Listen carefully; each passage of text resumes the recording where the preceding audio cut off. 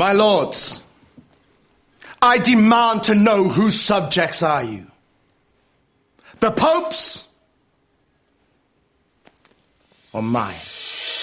Jonathan Rhys-Meyers returns as King Henry VIII in the second season of the triumphant Showtime original series, The Tudors. I'm the King of England! This time, he calls all the shots. He's gotten rid of all his whipping boys. Even though in the first season he didn't suffer fools easily, he suffers them less now. This season he is now wanting to be head of state, also wants to be head of the church. He wants to have his own way and his own rule. He's becoming a man and is finding his stride and his confidence. The stakes are so much higher. He's taken so much control of his own kingdom now that he very, very much is the boss.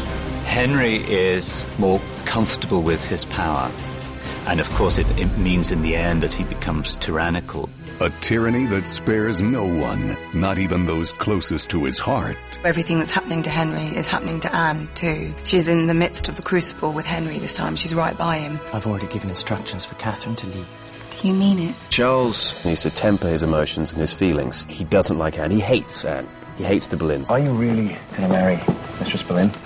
But feelings are feelings, and surviving and politics are another. The big thing for Catherine, she's told that she can no longer call herself the Queen. And that's one of the biggest blows for her. You know my rightful place is by your side. And she refuses to accept that. And Henry refuses to accept anything but a divorce, which leads to a showdown with Pope Paul III, played by the incomparable Peter O'Toole. What of this girl, this Putain, the king's whore? Why doesn't Salman just get rid of her? It was Pope Paul III, indeed, who excommunicated in the 1500s and the 1530s. It was more than just a ticking off. You were separated from God, separated from communion, which was an enormous blow. He can do what he likes in Rome. I shall do what I like here. He's fighting a battle for the soul of his country. Is it going to be a borough of Rome, or is it going to be an empire?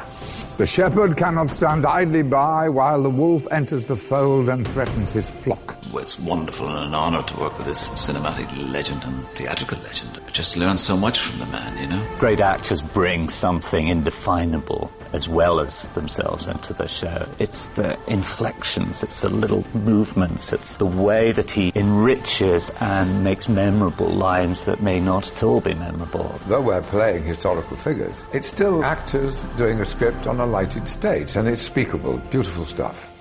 In season 2 of The Tudors, the conspiracies deepen, the emotion intensifies, and everybody's life is on the line. This is the king, this is the queen, and this is me with my head cut off. Jonathan Rhys-Meyers is Henry VIII. I have to think like a king. I have to behave like a king. In the return of the series the New York Times called captivating, delicious, enjoyable, and beautiful to behold. I never thought I would live to see this day in England. The Tudors.